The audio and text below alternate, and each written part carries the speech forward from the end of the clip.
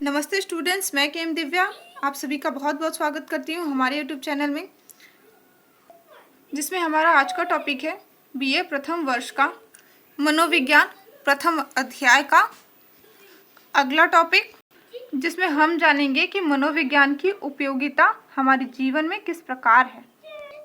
तो टॉपिक को शुरू करने से पहले आप हमारे चैनल को सब्सक्राइब कीजिए, लाइक कीजिए और उसे अधिक से अधिक लोगों में शेयर कीजिए और वीडियो को एंड तक देखना ना भूलिए। तो आइए अब टॉपिक शुरू करते हैं। तो हम बात कर रहे हैं मनोविज्ञान की उपयोगिता के बारे में कि मनोविज्ञान हमारे जीवन में किस प्रकार कार्य करता है। मनोविज्ञान अर्थात जहाँ पर भी मन का कार्य होता है मनोविज्ञान वहीं पर होता है। तो हम जहाँ पर भी अपना मन लगाते हैं हाँ अर्थात हम मनोविज्ञान का सहारा अपने जीवन में लेते हैं। अब इसको क्रमबद्ध तरीके से जानते हैं कि मनोविज्ञान हमारी जिंदगी में किस प्रकार कार्य करता है। तो आइए जानते हैं किस प्रकार से चिकित्सा में मनोविज्ञान उपयोगी सिद्ध होता है। मनोविज्ञान में मानसिक रोगों का विशेष रूप से अध्ययन होता है। इसके द्वारा मानसिक रोगों के कारणों, स्नायु तंत्र के व्यवहारों की परेशानियां तथा उनके चिकित्सा की मनोवैज्ञानिक विधियों का ज्ञान प्राप्त करना ही इनका मुख्य कार्य होता है। अनेक प्रकार के मानसिक रोगों का उपचार मानसिक चिकित्सा के द्वारा होता है। अब हम जानेंगे कि मनोविज्ञान शिक्षा में किस प्रकार उपयोगी है। तो यह मानव विज्ञान में मानव व्यवहार के अंतर्गत शैक्षिक परिस्थितियों में अध्ययन करता है। शिक्षा का लक्ष्य मानव की आंतरिक एवं बाह्य शक्तियों का पूर्ण विकास करता है। व्यक्ति के सर्वांगीण विकास तभी संभव है जब उसको विषय में पूर्ण जानकारी प्राप्त हो। प्राप्त जानकारी के उपरांत ही उचित शिक्षा पद्धति अपनाई जा सकती है। अब जानते हैं कि यह कानून में किस प्रकार उपयोगी है। तो कानून के क्षेत्र में यह आपराधिक उत्प्रेरणा, आपराधिक उद्देश्य, अपराध करने की कामना, अपराध से संबंधित प्रमाणों की सत्यता की परख आदि का अध्ययन एवं वकीलों, न्यायाधीशों, गवाहों की मानसिक लक्षणों का अध्ययन किया जाता है। मनोविज्ञान में इन सभी विषयों का अध्ययन किया जाता है और उसके बाद ही उन्हें दिशा निर्देश प्रदान किया जाता है। अपराध एवं दंड में उपयोगी किस प्रकार से है मनोविज्ञान।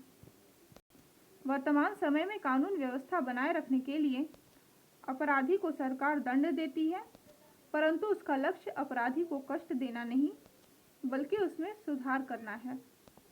सरकार अपराधी के प्रति जो दृष्टिकोण रखती है उसके पीछे भी मनोवैज्ञानिक दृष्टिकोण ही है। इन सब के आधार पर ही मनोवैज्ञानिक परीक्षण होते हैं। अब जानेंगे व्यक्तिगत क्षेत्र में मनोविज्ञान किस प्रकार उपयोगी है। व्यक्ति के जीवन में अनेक जटिलताएं होती हैं, अनेक प्रकार की समस्याएं होती हैं और ये जटिलताएं ही व्यक्ति के जीवन को प्रभावित करती हैं। और जब व्यक्ति का जीवन प्रभावित हो जाता है तो उससे उभरने के लिए हम जिस शक्ति का प्रयोग करते हैं वह शक्ति मनोविज्ञान के रूप में होती है, अर्थात मन को साहस बढ़ाना इसके अंतर्गत आता है। व्यक्ति को परिवर्तित परिस्थितियों के अनुकूलन की योग्यता प्रदान करता है, अर्थात कोई भी अगर विपरीत परिस्थिति है तो हम उसे कैसे लड़ सकते हैं, कैसे उसे अपने काबू में कर सकते हैं और इसके लिए हम जो कुछ भी करते हैं वह मनोविज्ञान के कारण ही करते हैं।